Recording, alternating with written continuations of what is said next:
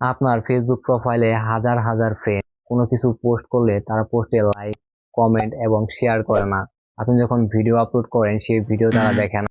তো এই ধরনের ফ্রেন্ড তো প্রোফাইলে রেখে লাভ নেই। কিভাবে বুঝবেন আপনার সাথে তারা এঙ্গেজ নেই, তারা অ্যাক্টিভ নেই? আপনি যখন রিলস আপলোড করেন সেই রিলসও তারা দেখে না। তো চলুন প্রোফাইল থেকে দেখে আসি কিভাবে আপনি এ ধরনের ফ্রেন্ডকে আনফ্রেন্ড করতে পারেন। এই ধরনের ফ্রেন্ডকে প্রোফাইল থেকে আনফ্রেন্ড করার জন্য চলে যাবেন ফেসবুকে। এখানে আসার পর আপনার প্রোফাইল যে লোগোটি রয়েছে এখানে একটি ক্লিক করে দেবেন। এখানে আসার পর আবার সেই প্রোফাইল লোগোতে একটি ক্লিক করবেন।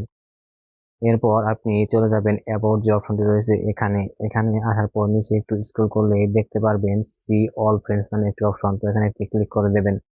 এখানে আসার পর ডান পাশে কিন্তু খেয়াল করলে দেখতে পারেন ম্যানেজ নামে একটি অপশন রয়েছে, তো এই ম্যানেজে ক্লিক করে দেবেন।